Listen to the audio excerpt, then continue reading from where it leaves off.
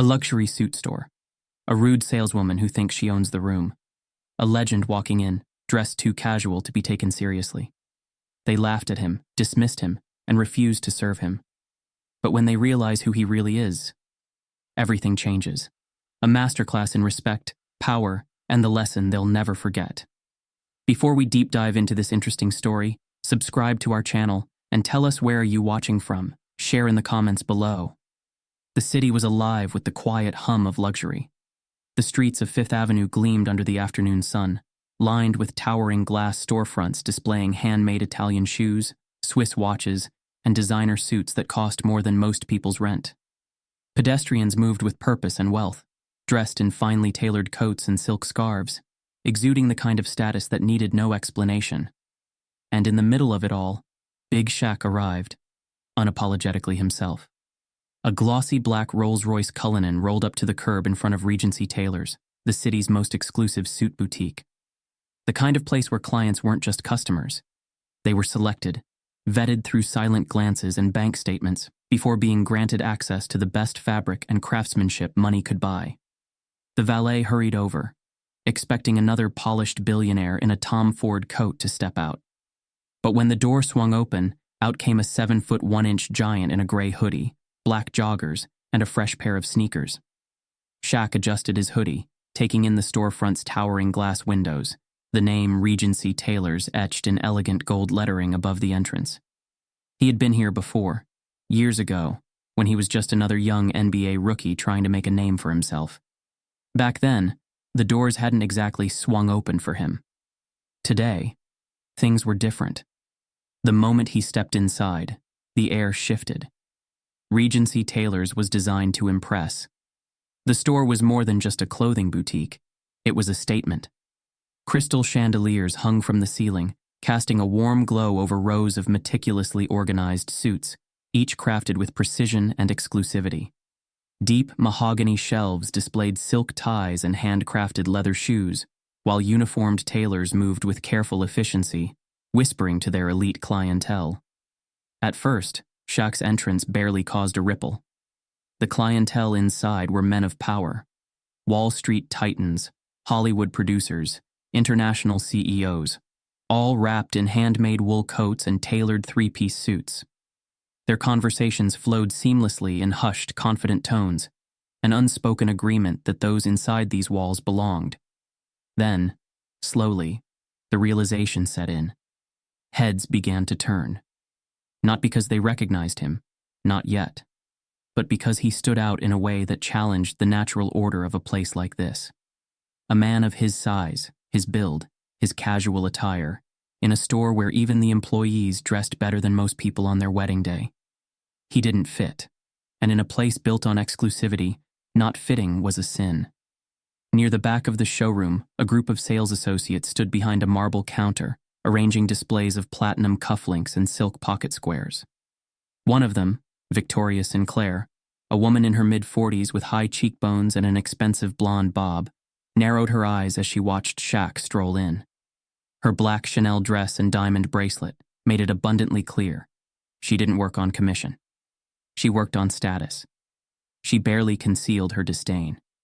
"Is he lost?" she muttered under her breath to another associate, a younger woman named Olivia Carter, who looked up nervously. Olivia hesitated. She recognized Shaq instantly, but Victoria clearly didn't. I think that's Shaquille O'Neal," Olivia whispered. Victoria arched a perfectly sculpted brow. "Who?" Olivia blinked. "Shaq, NBA legend, business mogul, philanthropist." Victoria barely reacted. She didn't care about sports, and business moguls didn't wear hoodies into Regency Tailors. "Humph," Victoria scoffed, turning her attention back to a wealthy client she was assisting. A silver-haired investor named Richard Calloway, draped in a $10,000 Navy Armani suit. "I'll handle this." Shaq ran his fingers across the sleeve of a midnight black suit displayed on a mannequin, appreciating the fabric's texture. He could recognize quality when he saw it, and this was impeccable craftsmanship. Before he could take another step, a voice cut through the room, laced with rehearsed politeness. "Good afternoon, sir," Victoria said, stepping forward with a practiced smile. "Welcome to Regency Tailors. May I help you?" Shaq glanced at her. He knew that tone. The kind that wasn't rude outright, but held layers of condescension beneath the surface. He smiled anyway. "Yeah, I'm looking for a custom suit." Victoria's smile didn't quite reach her eyes. "Oh, I see." Her gaze flicked, once, twice, from his hoodie to his sneakers, then back to his face. "We have a wide selection of off-the-rack options that might suit your needs," she said, gesturing toward a small corner near the entrance where suits of lower-tier craftsmanship were displayed. "Perhaps something from our Essentials collection?" Shaq tilted his head slightly, his smile never faltering. "I said custom." Victoria's polite facade cracked, just for a fraction of a second. "Ah," she said, recovering quickly. "Our custom pieces are a significant investment, typically reserved for our, long-term clientele." Translation: "People like you don't belong here." Shaq let the moment hang between them, studying her face. The old him, the younger, hot-headed version, might have called her out right then and there. But experience had taught him patience was more powerful than anger. "Sounds perfect," he said smoothly. "Show me your best." A strange energy rippled through the store. Clients pretended not to watch, but their curiosity betrayed them. One of them, a wealthy businessman adjusting his Rolex, smirked and muttered something to his colleague. A stockbroker near the fitting rooms chuckled, shaking his head. They were all waiting to see how this played out. Victoria hesitated, clearly annoyed that Shaq wasn't taking the hint. "Well," she said, carefully choosing her words, "custom suits require meticulous attention to detail. Our finest tailor, Mr. Bernard, is currently assisting one of our VIP clients, so I'm afraid—" A deep voice interrupted her. "I'm free," a man in his 60s wearing round spectacles and a three-piece suit said, as he stepped forward. "Mr. Bernard, the store's head tailor." Victoria turned sharply. "Mr. Bernard, I'll assist him," the tailor said simply, adjusting his cufflinks. His eyes met Shaq's, and in them there was no judgment, only curiosity. A flicker of discomfort passed over Victoria's face, but she forced another tight-lipped smile. "Very well," she said, stepping back. "If you insist." Shaq smiled slightly, nodding at Mr. Bernard. "Let's get started." As he followed the tailor toward the private fitting area, the murmurs in the store grew quieter, but heavier, the weight of unspoken assumptions hanging in the air. Victoria watched them go, arms crossed, her lips pursed. She still believed she had the upper hand. What she didn't realize? The real lesson was about to begin. Shaq followed Mr. Bernard toward the private fitting area, moving with the same calm, measured pace he always carried. But the moment he stepped deeper into Regency Tailors, the energy in the room shifted. Not with loud words or direct confrontation. No, this was something quieter, something colder. The kind of judgment that didn't need to be spoken to be felt. The store had been filled with an easy flow of conversation before. Low murmurs of business deals, quiet discussions of fabric choices, the clinking of glasses as VIP customers were served champagne. Now those murmurs had slowed, fractured into brief, hushed whispers as Shaq moved past the racks of tailored suits and $2,000 silk ties. The customers inside weren't just wealthy. They were the kind of people who saw themselves as untouchable. CEOs, real estate moguls, hedge fund executives, the type of men who measured worth not just in dollars, but in legacy, lineage, and control. And Shaq didn't fit their mold. Not because of his money, not because of his success, because he didn't play their game. And for that, they didn't know what to do with him. At one of the glass counters, a group of 3 men in tailored suits stood with their whiskey glasses in hand, discussing cufflinks and the stock market. The oldest of the 3, a silver-haired man with a pinstripe suit and a Rolex that probably cost 6 figures, lifted his glass just slightly, nodding toward Shaq. Not in greeting, in amusement. One of his companions, a younger financier with slicked-back hair, turned to follow his gaze. His brows lifted slightly before he let out a soft chuckle, shaking his head. They said nothing. But they didn't have to. The message was clear. What's he doing here? Does he even know what this place is? He must be lost. The third man, a lean, sharp-jawed executive in a navy suit, leaned in and murmured something under his breath. The others laughed quietly, a shared smirk passing between them. Shaq caught the moment from the corner of his eye. He didn't react, didn't shift his stance, didn't slow his stride. He'd seen this exact expression before.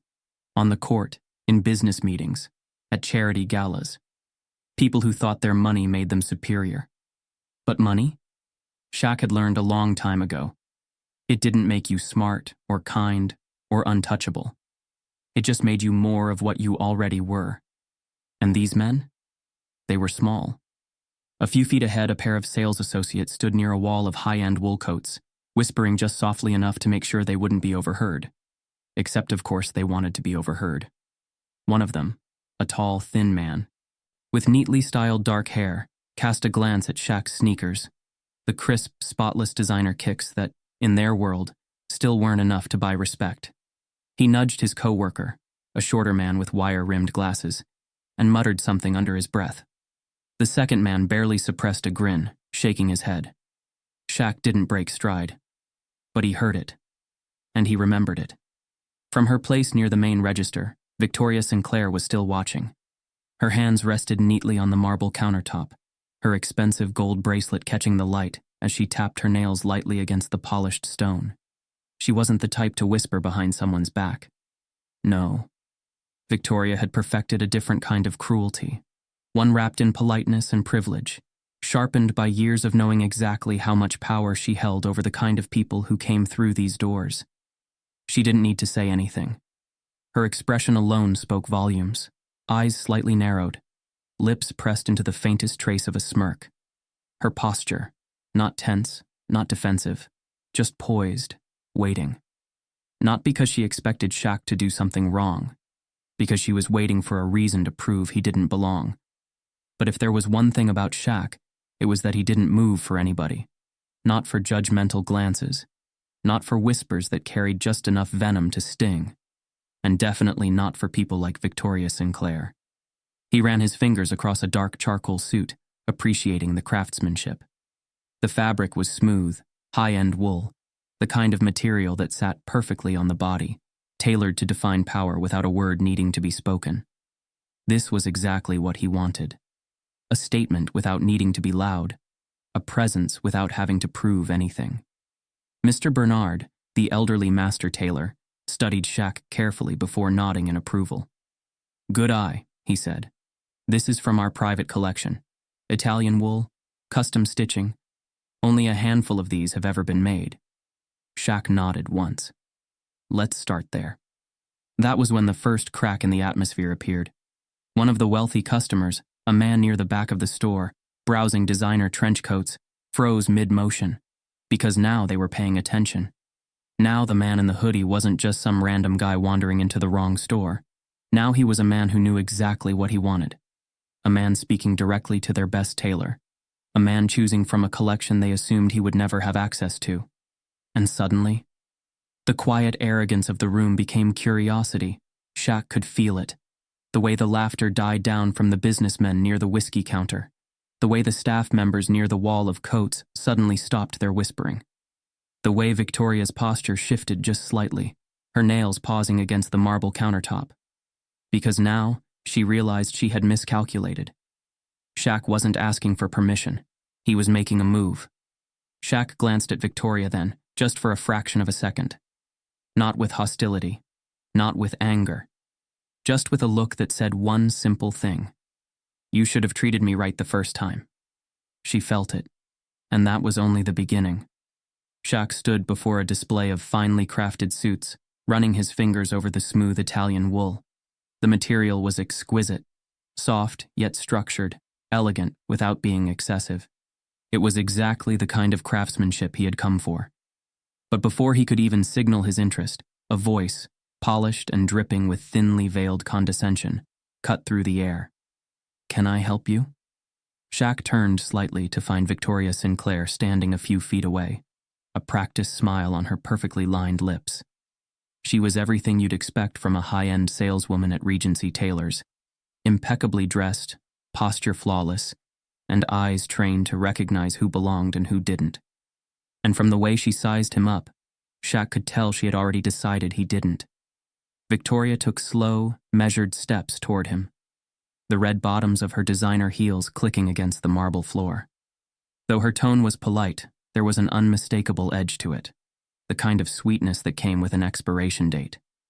"We have a wide selection of suits," she said, her eyes flicking to his hoodie and sneakers for the second time. "If you're looking for something more accessible, I'd be happy to show you our off-the-rack collection." Shaq felt the weight of her words settle between them. Accessible. She didn't say affordable. She didn't say within budget. But she didn't have to. Shaq exhaled through his nose, keeping his expression neutral. He'd been in too many rooms like this, faced too many people like Victoria to be surprised. But that didn't mean he wasn't taking notes. Shaq turned back to the suits, casually inspecting another design. "I'm looking for something custom." Victoria's brows lifted slightly, a flicker of surprise flashing across her face. It was so quick that most people wouldn't have noticed. But Shaq, he noticed. "Ah," she said, recovering quickly. "Well, our custom pieces are tailored specifically for our long-term clients. They require a considerable investment of both time and money." Shaq smiled faintly. "That a fact?" Victoria nodded, her fingers resting on the glass counter as she tilted her head ever so slightly. "Yes, custom tailoring at Regency is an exclusive experience. We take care to ensure that our clients are serious about their purchase." Shaq let the moment stretch, waiting to see if she would blink first. She didn't. But her tone had shifted slightly, becoming sharper, as if trying to steer him toward a different section, a different choice. He didn't bite. Instead, he gestured toward the midnight black suit displayed on the mannequin, the one Mr. Bernard had pointed out earlier. "I want to see that one," he said. Victoria hesitated, and this time she couldn't hide it. A second too long, a fraction too stiff. It was at that moment that Shaq realized she had already decided what kind of buyer he was before he ever opened his mouth. Victoria let out a small, breathy laugh, the kind people give when they think someone is joking, but don't want to sound rude. "Oh," she said, waving a delicate hand. "That's part of our private collection." Shaq raised an eyebrow. "And?" Victoria's smile remained, but something about it hardened. "Well," she continued, "that particular line is handcrafted with limited availability, designed for our most established clientele." Shaq nodded slowly, pretending to consider it. "Sounds perfect." Victoria blinked. She wasn't expecting that. "I'm sorry," she said, her voice dipping into something dangerously close to patronizing. "That particular suit starts at $25,000, and that's before customization." Shaq didn't flinch. "Okay." Victoria's smile twitched. There it was. The moment of realization. She had pushed him toward the door, and instead of walking away, he had stepped further inside. And now? Now she didn't know what to do. Across the showroom near the main office, Richard Davenport, the store manager, stood observing the exchange. A man who had built his career catering to the elite, Richard had seen all kinds of customers walk through these doors, and more importantly, he had seen which ones mattered. From his spot near the grand mahogany desk, he watched as Victoria tried, and failed, to steer Shaq toward cheaper options. He could have intervened, could have stepped in and corrected her. But he didn't. Instead, he adjusted his gold cufflinks, exchanged a look with another senior associate, and turned away, as if Shaq's presence wasn't worth his time. Shaq had been reading the room since the moment he walked in, and now he knew exactly what kind of place this was. Victoria wasn't just being difficult. She wasn't just protecting the exclusivity of the store. She genuinely believed he couldn't afford it. And the manager? The way he had watched, waited, and done nothing. That told Shaq everything he needed to know. But here's the thing about him. Shaq never exploded in the moment. He let people talk. He let them reveal themselves. And then when they thought they had him figured out, that's when he flipped the script. Shaq exhaled slowly, nodding once. "Cool," he said simply. Victoria's shoulders relaxed slightly, mistaking his tone for resignation. Excellent, she said, already shifting gears, prepared to steer him toward a different section. Perhaps I can show you something from our... I'll take it, Shaq said.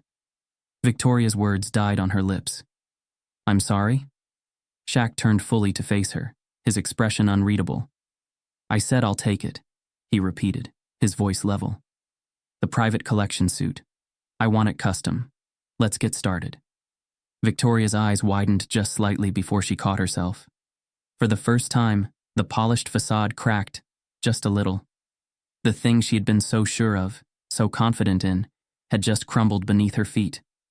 She had spent the last 10 minutes subtly, strategically pushing him away from luxury, assuming he didn't belong. And now? Now, she had to backtrack. Fast. Shaq could feel it, the shift in the store's energy. The whispers had slowed. The businessmen near the whiskey lounge were paying attention now, watching to see how Victoria would recover. Even Richard Davenport, who had previously dismissed the situation, had turned back toward them, his brow slightly furrowed. This wasn't the outcome they had expected. And Shaq? He wasn't done yet. Victoria cleared her throat, smoothing down the front of her silk blouse. Of course, she said, forcing a pleasant tone. Let me prepare a fitting room for you. Shaq gave her a slow, knowing nod. Take your time, he said. Then, just before she could walk away, he added, Oh, and one more thing. Victoria stopped, glancing over her shoulder. Shaq's smile widened slightly.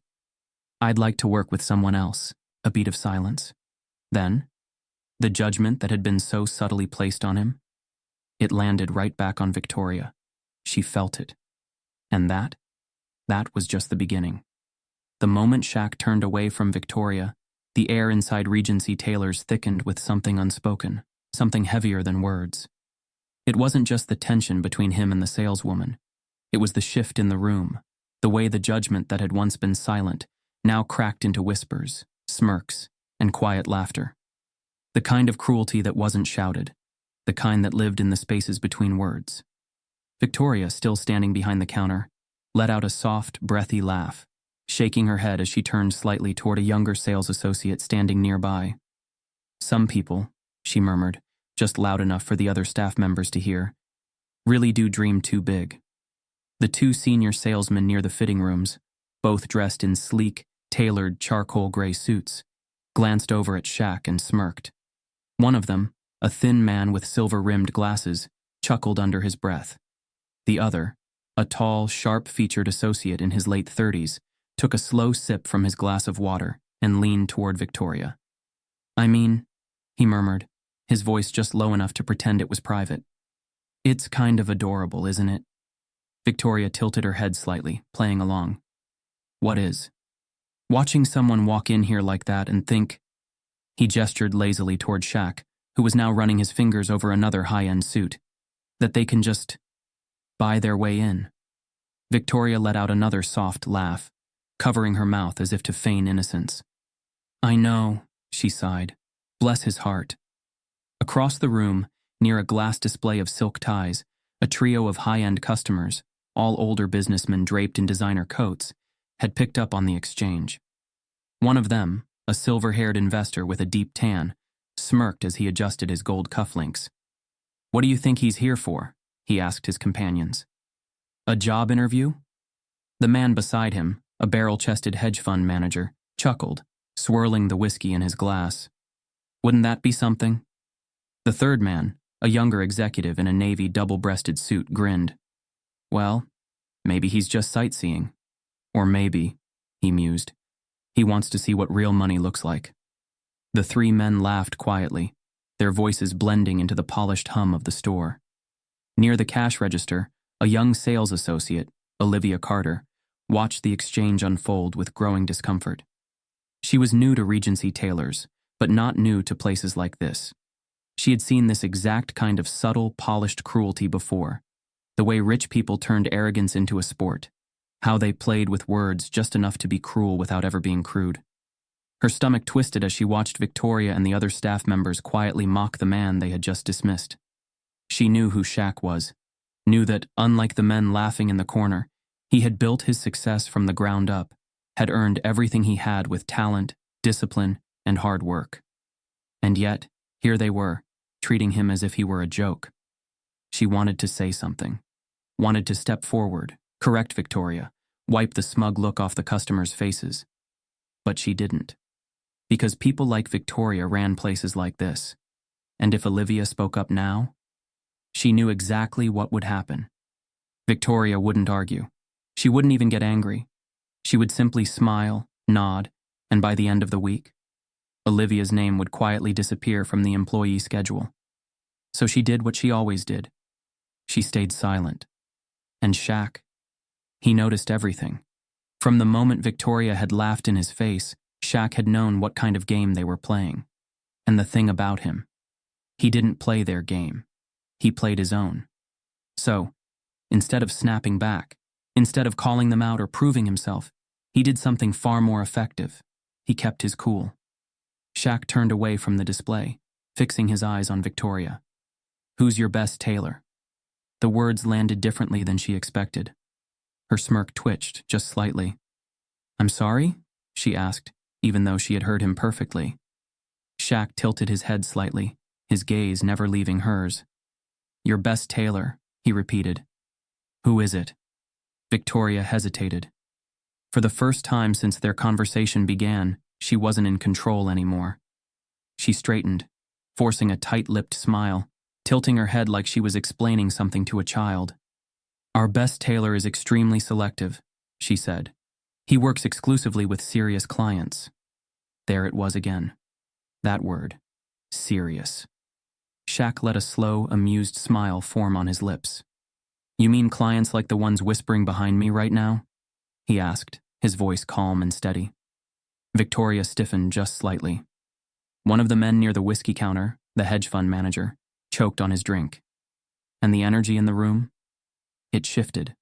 The laughter from the wealthy. Customers died mid-breath. The staff members stopped whispering. Even Olivia, still standing near the counter, held her breath, watching as Shaq's presence filled the entire room. Victoria, to her credit, tried to recover quickly. She forced another thin smile, clasping her hands in front of her. "I simply meant that our tailor specializes in long-term clients, people with a history of investment in fine tailoring." Shaq nodded. "Right." Then he glanced at the store manager, Richard Davenport, who had been watching from a distance. "Wouldn't you say I fit that description?" Shaq asked, directing the question straight at Richard. The store manager blinked, suddenly caught in a place he hadn't expected to be. Because now, there was no hiding behind silence. He either had to double down on Victoria's dismissiveness, or he had to admit that Shaq was exactly the kind of client they should be begging to work with. The weight of every single person watching hung in the air. And then, a deep voice cut through the silence. "I'm free." From the back of the store, an older man with round spectacles and a three-piece suit stepped forward. It was Mr. Bernard, the store's most experienced and sought-after tailor. Unlike the rest of the staff, his eyes held no judgment, just curiosity. "I'll assist him," Mr. Bernard said simply, adjusting his cufflinks. Victoria turned sharply, her mask slipping for the briefest second. "Mr. Bernard, I insist," Mr. Bernard said, cutting her off with a level of authority she couldn't argue with. Shaq smiled. It wasn't a smirk or a boast or an expression of arrogance. It was simply the look of a man who had been in this position before and had already won before the game had even started. As he followed Mr. Bernard toward the private fitting area, the room stayed silent. Because now, the lesson was no longer just for Victoria. It was for everyone who had laughed, whispered, and assumed. And the best part? Shaq still hadn't raised his voice once. Victoria stood frozen, her carefully rehearsed air of control and condescension beginning to slip. The whispers had stopped. The smirks had faded. The customers who had quietly laughed at Shaq's presence were now watching with a newfound curiosity, because something was shifting in the room, and they could feel it. Shaq, still perfectly composed, followed Mr. Bernard toward the private fitting area, moving like a man who had already won. Victoria was still reeling from the embarrassment of being overridden by the store's best tailor, her nails tapping rapidly against the counter as she watched them walk away. Then, just as she was about to regain her composure.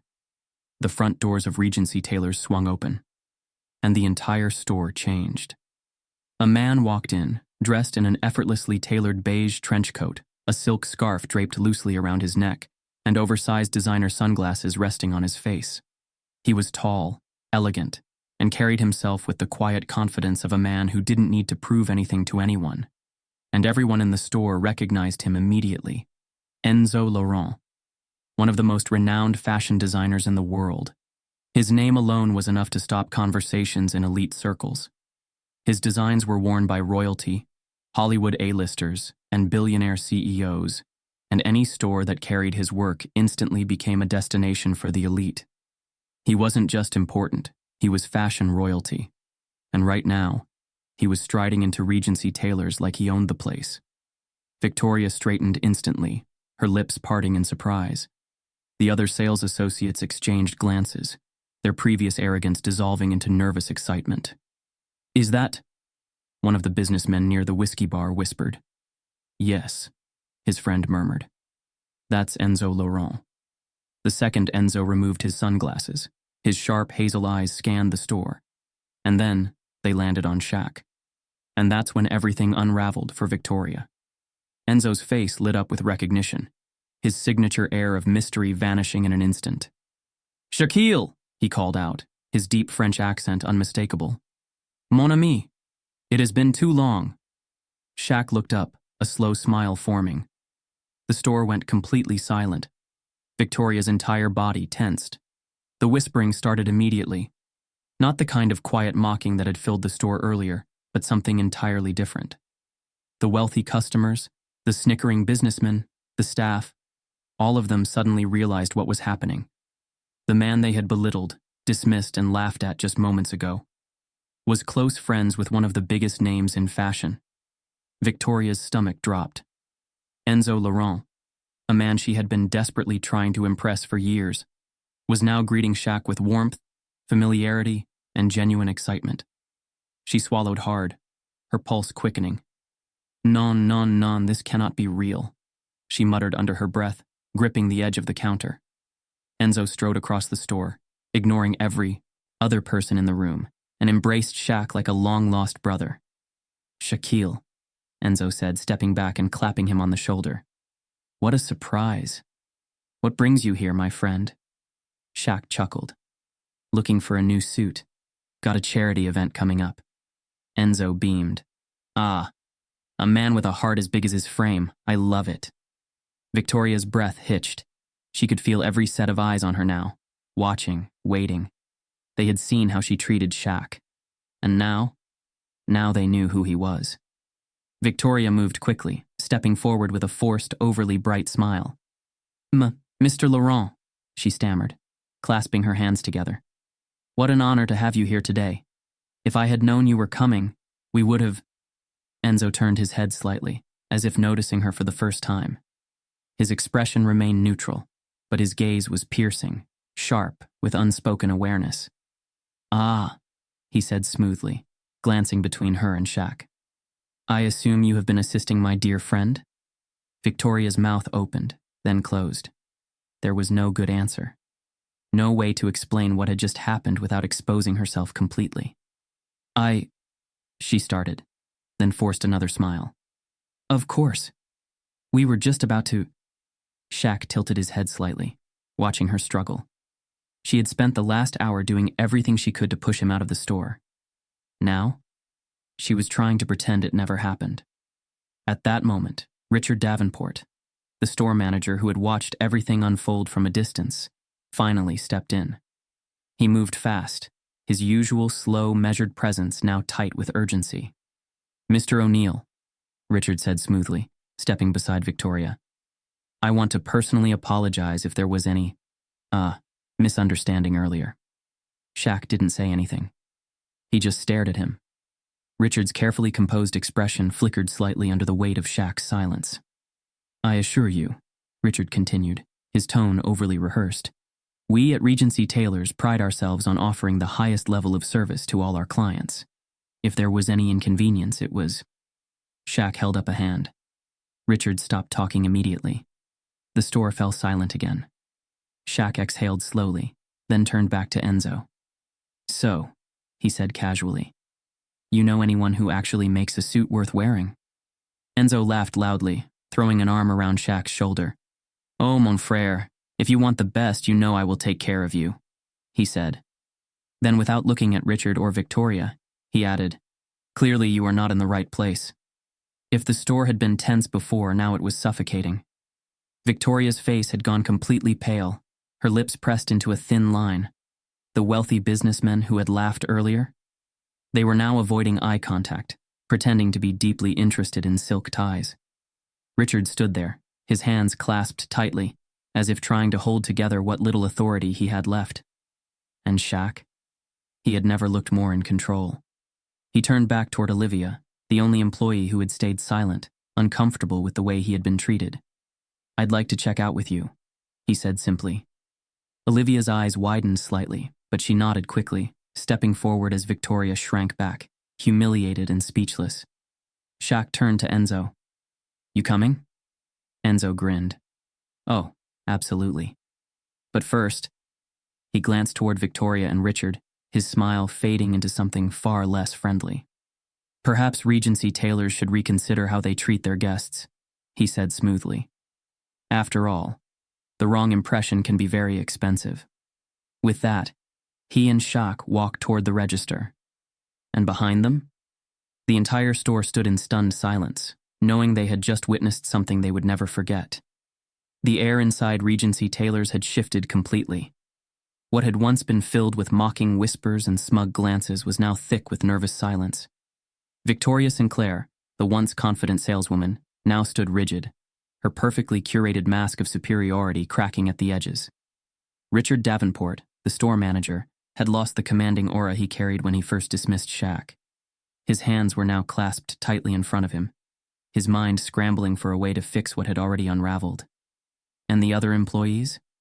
They watched, uneasy, waiting to see how Shaq would respond. But Shaq, he wasn't rushing.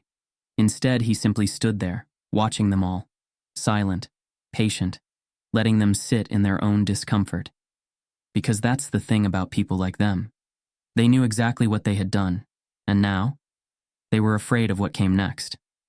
Victoria swallowed hard, forcing a bright, artificial smile onto her face. "Well," she said, her voice a little too high-pitched, "Mr. O'Neill, I truly apologize for any misunderstandings earlier." Shaq said nothing. Victoria's fingers twitched slightly, but she kept her smile intact. She gestured toward the premium section, the very same section she had denied him earlier. "Please, let me personally show you our finest custom-tailored suits," she continued. "I assure you, we have only the best for distinguished clients like yourself." Shaq let the words hang in the air for a moment, then tilted his head slightly. "Distinguished clients like me?" he repeated, his voice smooth but sharp enough to cut. Victoria blanched, realizing her mistake too late. Shaq nodded, glancing toward Richard Davenport, the store manager. "That sound right to you?" he asked, his expression unreadable. "Only the best for distinguished clients?" Richard cleared his throat, adjusting his cufflinks, the same way he had earlier when he had been silently approving Victoria's behavior. "Of course, Mr. O'Neill," Richard said quickly. "We pride ourselves on providing only the highest level of service to our esteemed guests." Shaq let out a slow, amused breath, shaking his head. "That's funny," he said, "because 10 minutes ago you didn't seem all that proud of me being here." The silence that followed was deafening. Victoria's face turned pale. Richard's mouth opened, then closed. The businessmen near the whiskey counter, the customers who had laughed at Shaq's presence when he first walked in. They were now shifting awkwardly, pretending to be very, very interested in the silk tie collection. Shaq had seen this exact scene play out too many times before. People who thought money gave them power. People who thought respect was something only certain kinds of people deserved. But now, standing before him, their carefully built illusions were falling apart. And they knew it. Shaq let them sit in that tension for a moment longer, then turned slightly, his eyes landing on Olivia Carter, the only employee in the store who had hesitated to laugh, who had looked uncomfortable when everyone else was treating him like a joke. He nodded toward her. I'd like her to help me. Olivia's eyes widened slightly, but she quickly stepped forward, professional and poised. Of course, sir, she said, keeping her voice steady. Victoria stiffened, her lips parting as if she was about to protest. But she didn't. Because she couldn't. Shaq had just done to her what she had tried to do to him. He had dismissed her. And now, for the first time since this all began, she was the one who didn't belong. As Olivia led Shaq toward the fitting area, Richard Davenport wasn't ready to give up yet. He stepped forward, forcing a smooth, practiced smile, one that had worked on CEOs, politicians, and billionaires alike. Mr. O'Neill, he said, his tone dripping with damage control.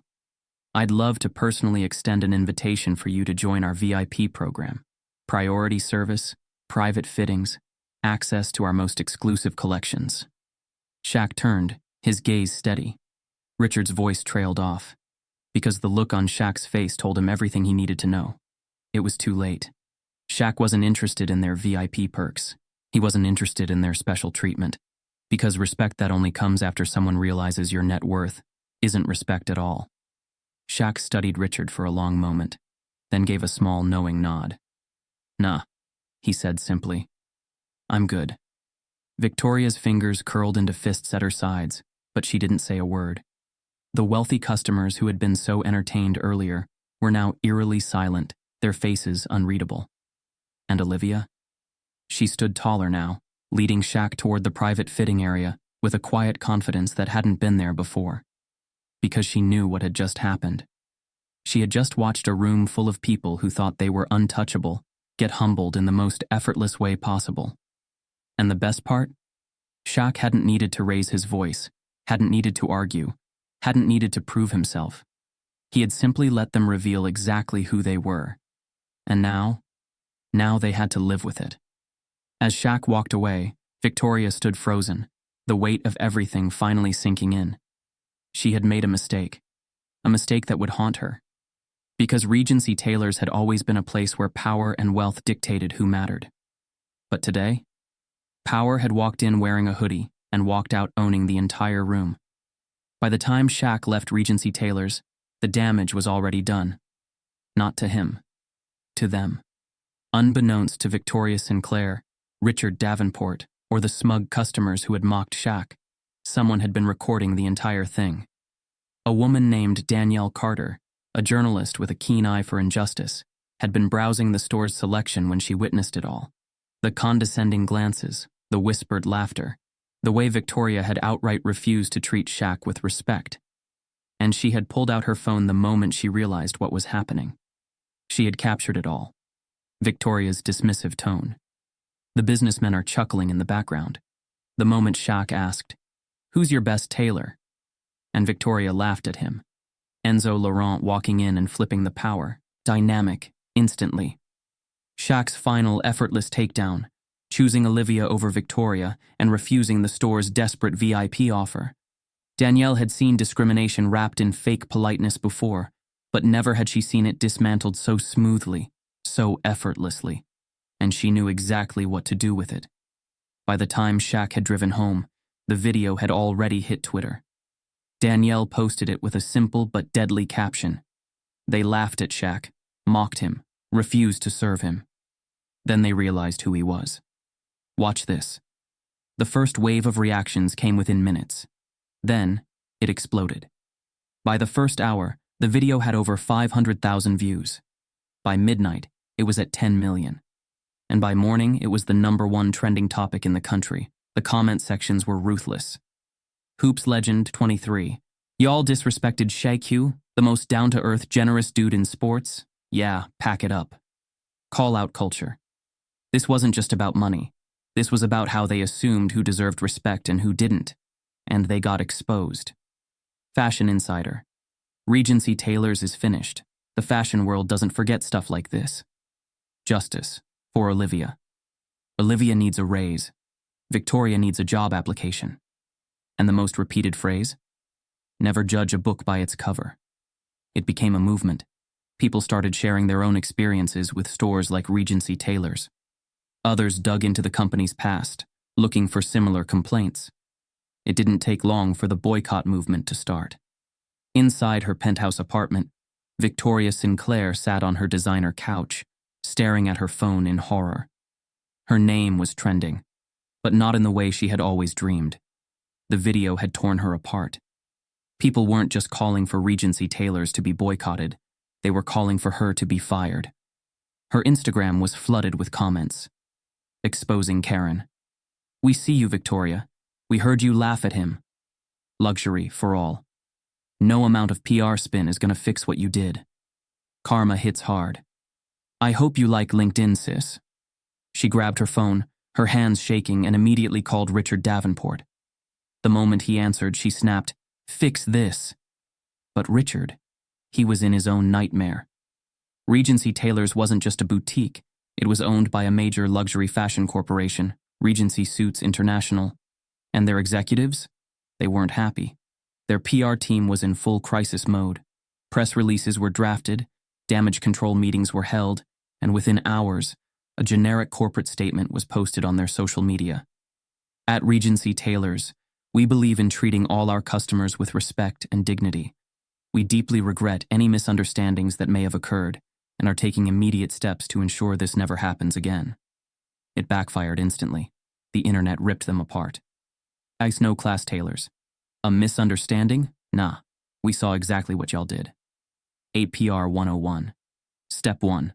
Apologize. Step 2. Fire Victoria. Step 3. Try to rebuild your brand. Good luck with that. Receipts on deck. Y'all have a history of this. This wasn't a one-time thing. Within hours, Regency's stock took a hit. Luxury fashion bloggers dropped their sponsorships. Celebrities who had once worn Regency suits started publicly distancing themselves. And Victoria? She was now a liability. The next morning, Victoria sat in front of her massive bedroom mirror, fixing her makeup before filming her apology video. She needed to flip the narrative. She took a deep breath, turned on her front-facing camera, and started speaking. "Hi, everyone," she said, her voice carefully trembling. "I just wanted to come on here and say how truly sorry I am for the misunderstanding that happened at Regency Tailors." She paused, as if fighting back fake tears. "I have always prided myself on treating everyone with kindness and respect. What you saw in that video was taken out of context. I was simply..." But before she could finish, the comment section exploded. "Elona, nice try. Girl, the video was the context. Accountability matters. You weren't misunderstood. You were caught. Go find another job. Victoria, just stop. We're not buying it." The apology video failed instantly. And that's when she realized she wasn't getting out of this. Meanwhile, Shaq sat at home, his phone buzzing with endless notifications. Reporters wanted interviews. Brands wanted him to speak out. Social media was waiting for his response. But Shaq? He wasn't interested in revenge. Instead, he simply posted one short message on his Twitter. "Respect isn't about money, it's about character. That's the lesson. Stay humble." And just like that, the internet lost its mind. His post was retweeted hundreds of thousands of times. Even celebrities chimed in. At Dwayne Wade, "Shaq handled this like a king." LeBron James, "Man, some people really don't know who they're messing with." Oprah, "A masterclass in grace." Shaq didn't need to say anything else. The world had already decided who was right and who was wrong. By the end of the week, Regency Tailors officially announced Victoria Sinclair's termination. But it didn't matter. Her career? It was already over. Luxury brands blacklisted her. The elite social circles she once thrived in? They quietly pushed her out. She was no longer an asset. She was a liability. And as she sat in her now silent penthouse, scrolling through the endless flood of comments, she finally understood. She had judged the wrong man. And now, she was the one left with nothing. The doors of Regency Tailors swung shut behind Shaq, sealing in the chaos, humiliation, and regret that now hung over the luxury store like a storm cloud. But outside, the air was different, crisp, clear, because Shaq had left exactly the way he had arrived, calm, unshaken, and entirely in control. Only this time, The world had seen the truth. As Shaq walked down the sidewalk, his massive frame moving with quiet ease, he felt his phone vibrate in his pocket. More notifications. More messages. The story had already exploded online, but Shaq wasn't interested in the noise. He didn't need to gloat, didn't need to savor their downfall. Because the real victory? He had never needed their approval in the first place. That was the part people like Victoria and Richard never understood. They thought power was about who you let in and who you kept out. But real power? It was knowing exactly who you were, without needing their validation. Inside the store, as the tension lingered like smoke, Olivia Carter stood at the register, still trying to process what had just happened. For weeks, she had watched the way Victoria treated certain customers differently. She had seen the subtle ways the store dictated who was worthy of respect and who wasn't. And today, she had seen it crumble in real time. And now, she was the one standing at the counter, ringing up a high-end custom suit for Shaquille O'Neal. One sale, one commission, a life-changing amount of money. Her hands shook slightly as she processed the transaction, glancing up at Shaq, who stood on the other side of the counter. Still the same, still relaxed, still the kindest man in the room. You didn't have to do this, Olivia finally managed, her voice barely above a whisper. Shaq shrugged, offering a small smile. Sure I did. You earned it. And just like that, for the first time that day, someone in Regency Taylor's was left speechless for the right reasons. In the back office, Victoria stood frozen, staring blankly at the email that had just appeared in her inbox. The subject line hit her like a brick. Termination notice, effective immediately. Her hands tightened around her phone, her perfectly manicured nails pressing into her palms. Fired. After 10 years at Regency Taylor's, after everything she had done to position herself at the top of the social hierarchy. And now, all gone in a single day. Her mind raced, grasping for a way out. Maybe she could go on a podcast, explain her side of the story. Maybe she could get a new job at another luxury boutique, rebrand herself, start fresh. But as she scrolled through her phone, her stomach twisted. Every major fashion house had distanced themselves from her. Her LinkedIn was flooded with comments calling her out. Influential clients she once catered to were deleting her number. She was done. And the worst part? She had done it to herself. Hours later, Regency Taylor's official Instagram page posted a sleek, corporate-crafted apology statement. At Regency Taylor's, we are deeply committed to inclusivity and respect for all of our customers. We regret any actions that did not reflect our core values and are taking immediate steps to ensure this never happens again. It was generic. It was cold. It was too late. The comments section erupted immediately. Not buying it. You mean we regret getting caught? No more Regency. You could have just treated him with respect from the start. Justice for Olivia. The only person who should keep their job is Olivia. The rest of y'all? Bye. Regency Taylor's had spent years building an image of exclusivity. And now, that image had shattered. The next morning, Shaq's phone buzzed with an incoming call. He glanced at the name on the screen. Enzo Laurent, the legendary fashion designer who had walked into Regency Taylor's at the perfect moment, exposing Victoria's assumptions for the nonsense they were. Shaq picked up. Yo, Enzo. Shaquille! Enzo's voice boomed through the speaker, warm and enthusiastic. Listen, I cannot stop thinking about what happened yesterday. Shaq chuckled. Yeah, it was something. Enzo exhaled, his tone shifting to something serious. My friend, I do not want you in some off-the-rack store where they do not respect you. Shaq raised an eyebrow. What are you getting at? I will make you a suit myself, Enzo declared. A custom design, handcrafted, only for you. Shaq blinked, caught off guard for the first time in a while. That's a big offer, man. It is not an offer, Enzo corrected. It is what respect looks like. Shaq smiled. Because this was real. Not because of money, not because of fame, but because respect recognizes respect.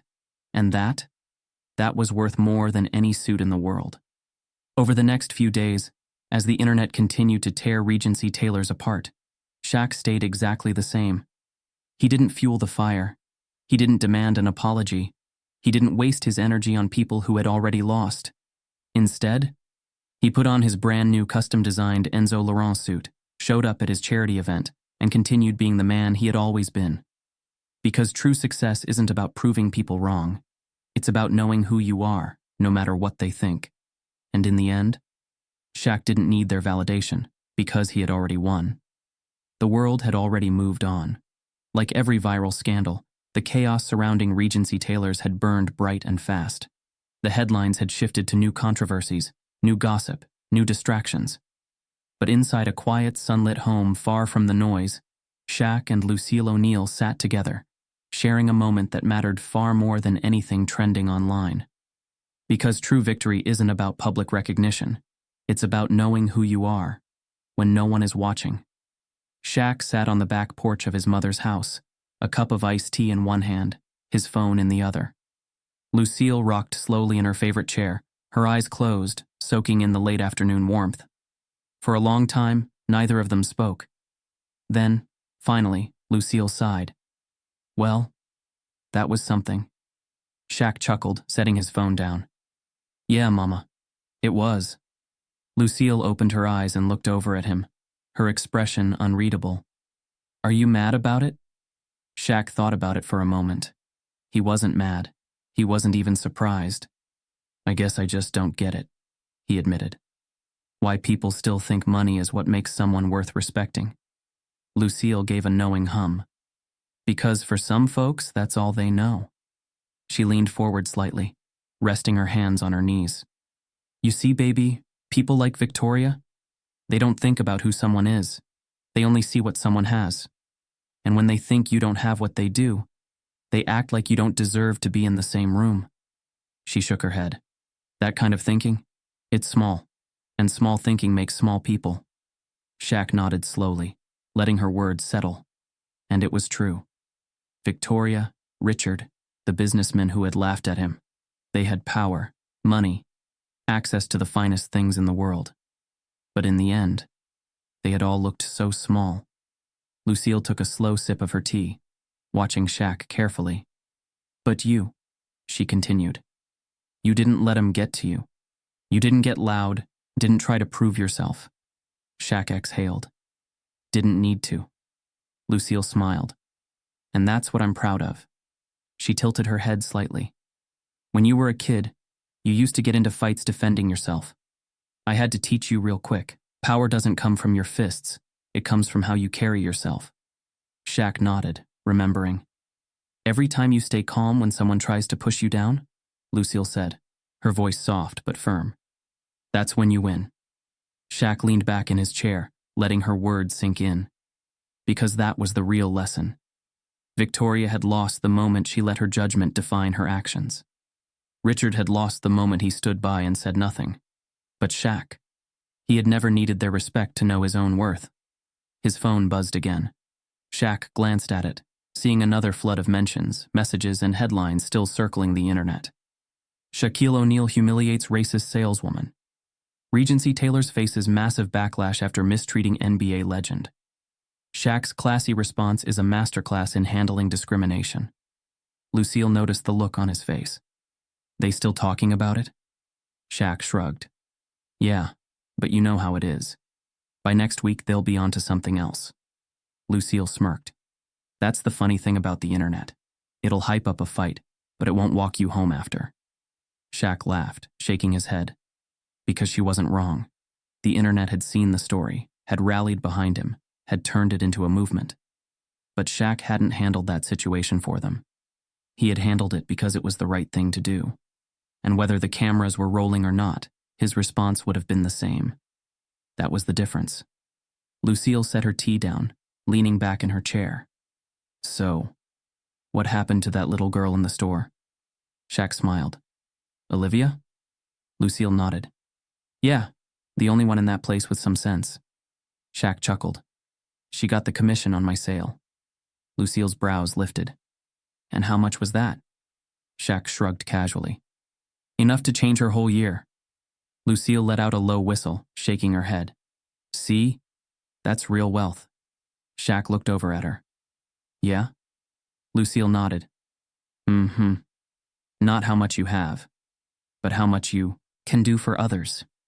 Shaq exhaled slowly, glancing out at the backyard. That was what people like Victoria would never understand. They thought money made you rich. But the truth?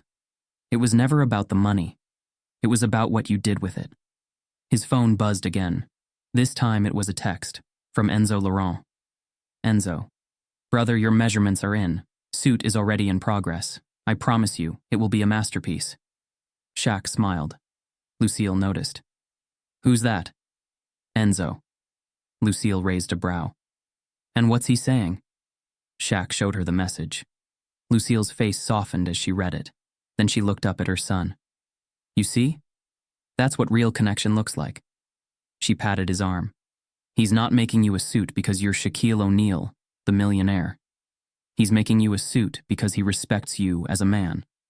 And that meant more than anything money could buy. The sun was setting now, casting a golden glow over the backyard. Shaq took a deep breath, feeling at peace. Lucille rocked slowly, watching the light fade. Let me ask you something, she said. Shaq glanced over. Yeah? If nobody ever found out about what happened in that store, she said. If it never went viral, if no one ever saw how you handled yourself. She turned to him, her eyes full of wisdom. Would you still feel like you won? Shaq didn't even have to think about it. Yeah, he said simply, because I didn't handle it for them. Lucille nodded, a proud smile touching her lips. Then that, she said, is the real victory. Because the world had seen the story. But Shaq? Shaq had never needed an audience to know his own worth. And in the end, that was all that mattered. Respect isn't about money. It's about character. If this story made you think twice about how people are judged, imagine how many moments like this happen when no one is watching. Stay sharp, stay aware, and remember, real power isn't what you have, it's how you carry yourself.